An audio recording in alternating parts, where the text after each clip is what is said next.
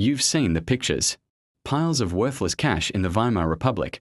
Wheelbarrows full of money just to buy a loaf of bread. You've heard about Zimbabwe's trillion-dollar notes.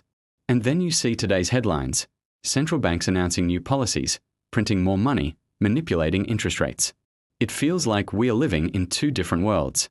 But what if I told you that over a century ago, in 1912, a brilliant economist named Ludwig von Mises warned us this would happen? He wrote a book, The Theory of Money and Credit, that laid out precisely how central banking could lead to economic chaos. It's a book that's more relevant today than ever before, and understanding its core ideas is like having a secret decoder ring for the modern economy. So, let's start with a fundamental question. Where does money get its value? Why do we accept these pieces of paper or digital numbers in exchange for real things, like our time, our work, or a car? The government says a dollar is a dollar, but is that really enough? Mises said no. He developed what's called the regression theorem. It sounds complicated, but the idea is simple. To understand why money has value today, you have to look at its value yesterday, and the day before that, and the day before that, all the way back until you find a point where the money thing was valued not as money, but for its own sake, as a useful commodity. Think about gold. Long before it was minted into coins, people valued gold for making beautiful jewelry or durable tools. It had a direct, practical use. Because people already desired it as a commodity, it was easier for it to become a medium of exchange. People knew it had inherent value, so they were willing to accept it, knowing others would too. Mises argued that money can't just be created out of thin air by a government decree. Its value has to originate from the real-world choices and preferences of individuals. This simple but profound insight is the first key to unlocking the mysteries of our financial system. It tells us that value is not a government command, it's a human discovery.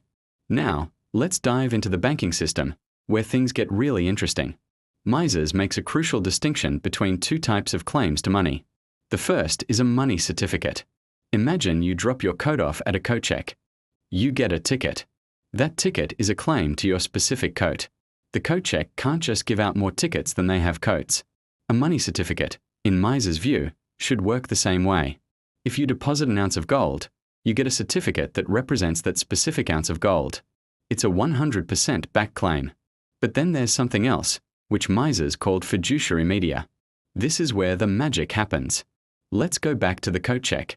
What if the owner notices that on any given night, only about 10% of people come back to claim their coats at the same time?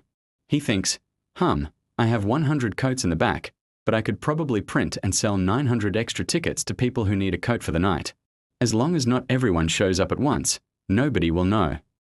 These extra tickets are fiduciary media. They aren't backed by actual coats, but they circulate as if they are. This is the essence of fractional reserve banking. The bank takes your deposit, keeps a small fraction of it, and loans out the rest. It creates new money, new claims, that aren't backed by initial deposits. This might seem clever, even efficient, but Mises saw it as a grand deception, a coat check scam on a massive scale. When banks create this unbacked money, they dilute the value of all the money in circulation. Every new dollar created out of thin air makes your existing dollars worth a little bit less. This is inflation. It's not just prices going up, it's the value of your money going down, precisely because more coat check tickets are being printed than there are coats in the vault. This isn't a victimless crime.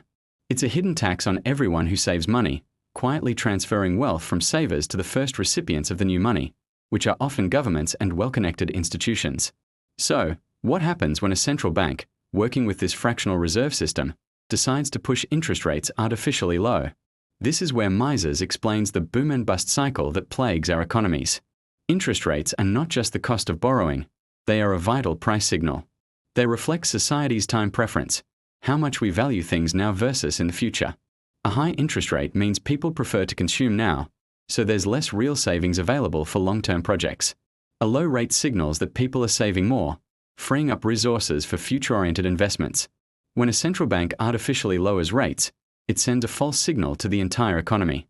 It's like a liar whispering in the ear of every entrepreneur. The low rates scream, the public is saving. There are plenty of resources. Go ahead and start those big, ambitious, long-term projects. So, entrepreneurs take out cheap loans and start building new factories, massive housing developments, and complex tech ventures.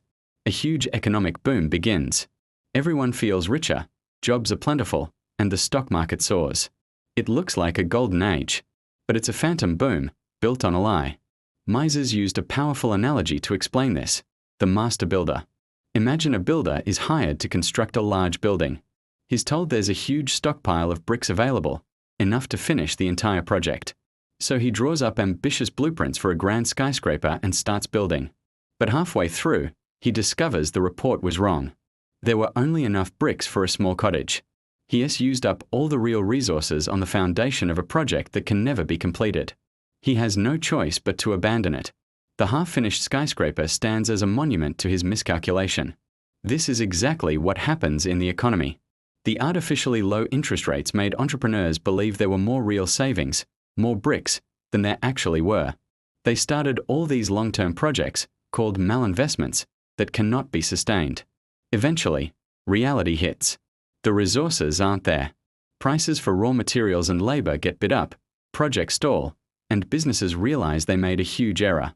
The boom turns into a bust. The collapse is not the problem. It's the painful but necessary correction. It's the market liquidating the bad investments and trying to realign itself with reality. The real damage was done during the artificial boom. Does this sound familiar? Think about the dot-com bubble. Think about the housing bubble that led to the 2008 financial crisis. Cheap money flooded the system, leading to widespread malinvestment in tech stocks or subprime mortgages. The crash that followed was the inevitable consequence. And look at what happened after 2020. Unprecedented money printing and near-zero interest rates were followed by a massive surge in inflation and a wobbly, uncertain economy. It's the master builder story playing out, over and over again. Mises gave us the blueprint to understand this cycle over 100 years ago. His work also provides a fascinating lens through which to view the rise of cryptocurrencies like Bitcoin. Bitcoin's core design, a fixed, unchangeable supply of 21 million coins, is a direct response to the problems Mises identified. It is an attempt to create a form of money that cannot be manipulated or inflated away by a central authority.